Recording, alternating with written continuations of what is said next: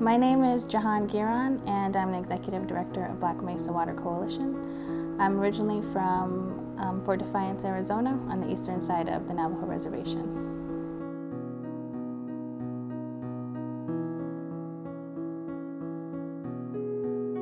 Wahala Johns. I'm part of Black Mesa Water Coalition, and we're based out of Flagstaff. Black Mesa Water Coalition began in 2001, and it was founded by a lot of young Navajo and Hopi to address the use of our groundwater in aquifer that Peabody Coal Company was using every year to transport coal from Black Mesa to Mojave Generating Station. All of this information kind of surfaced when there was a study that was done on the drawdown of the Navajo aquifer.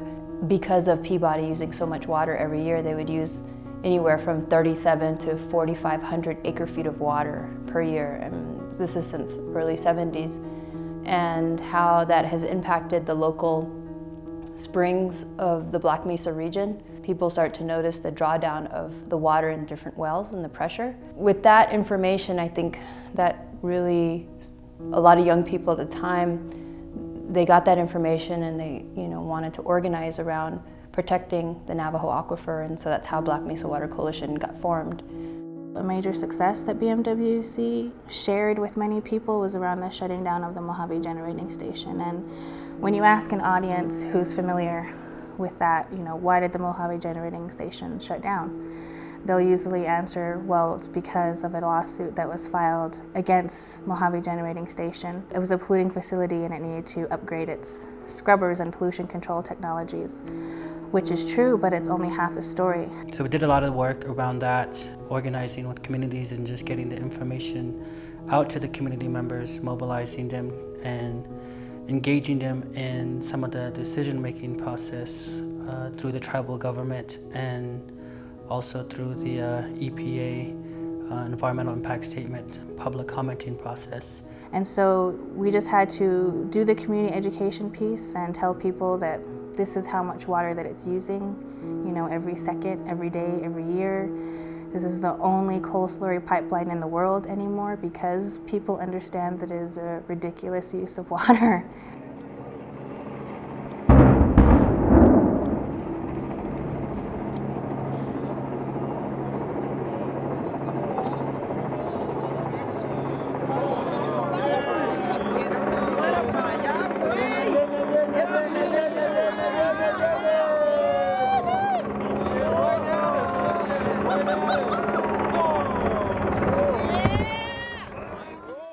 My name is Nicole Alex, and I am from Delcon, Arizona community, roughly 80 miles north of Winslow, and I work with a Navajo NGO called the Black Mesa Water Coalition, and I've come to express my concerns that with the closure of these stacks, yes, it is a positive direction, but living in the desert, coal-fired power plants use a lot of water.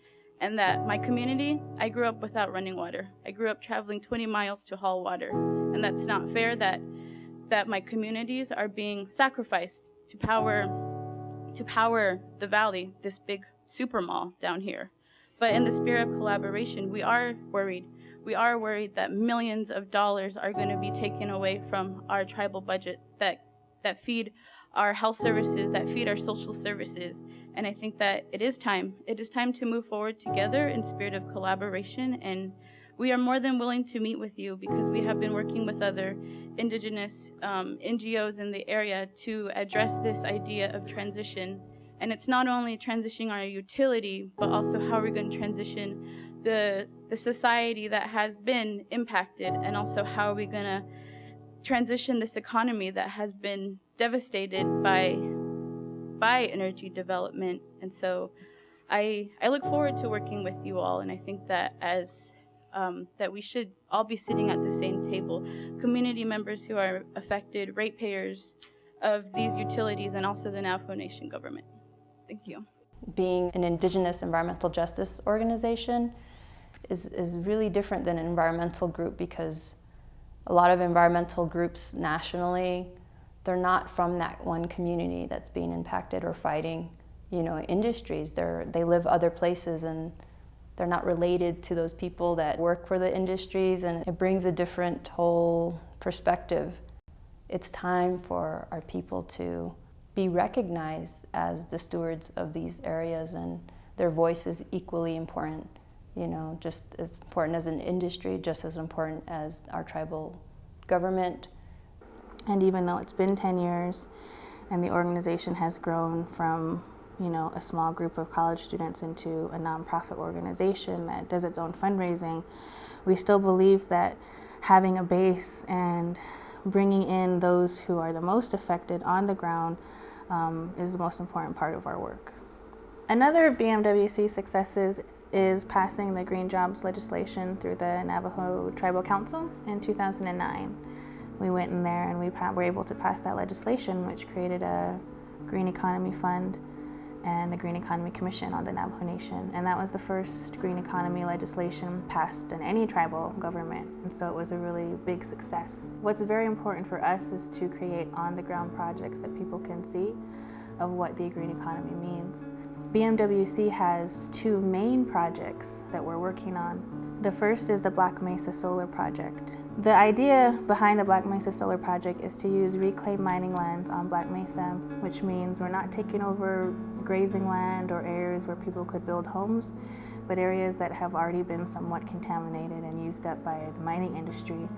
Why not turn those lands into something positive that could bring in monetary income to the people who live in that region?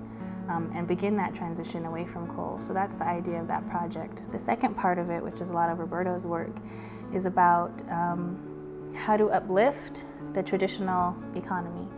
That a grandma will spend a long time creating a rug and the effort that goes into creating a Navajo rug. People take wool into some place like Gallup, New Mexico, and they get not even enough for a gas money home off of what they sell. Then that trading post will take it to a larger auction in Roswell, New Mexico.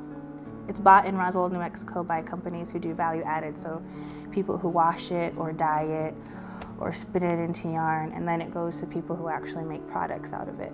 So there's all these steps along this market chain that our idea is to how can we kind of cut those out one by one and find some direct marketing for people who make money off of wool on Black Mesa. So those are kind of the two main projects that we're working on in terms of the green economy. And then also we're still part of the Navajo Green Economy Coalition, or we're still a part of the Nebanan Nishat Ego Nosel, which was the Navajo Green Economy Commission, along with other organizations. And the focus of those are to continue to spread awareness and do education about what the green economy can mean for the Navajo Nation, as well as to develop a business incubator. How can we help people create green businesses, and how can we help those businesses along and incubate them basically so that they can be successful for the people who are investing and owning those businesses, which are going to be our Navajo people. We've partnered with Northern Arizona University. They're developing a curriculum on climate change that they're bringing into the high schools around Northern Arizona. And so we've been working with them to identify high schools on the reservation where they could bring the curriculum in. So along with that, we really push to be able to bring, well, what are the solutions then that could help us to address this issue of climate change? And again, that leads us back to our green economy work. So in addition to identifying schools on the reservation who can incorporate this curriculum, it's also our job to engage the youth leadership development in our work. So we started the Southwest Indigenous Leadership Institute, in which we identified not only Navajo, but majority Navajo people in the Southwest who came to a week-long training and curriculum. And so we've been then supporting them for the past 2 years in what they personally see as their leadership development. So it doesn't necessarily have to be work around environmental justice, but could be work around nursing or media work, or wanting to develop certain aspects of themselves, and we support them in that. But at the same time, we also continue to engage them in our work. As we move into next year, I would really like to see our office filled with a lot more youth who are helping out or getting paid through internships, but providing ways, more intentional ways for people to take up leadership within this organization and its work.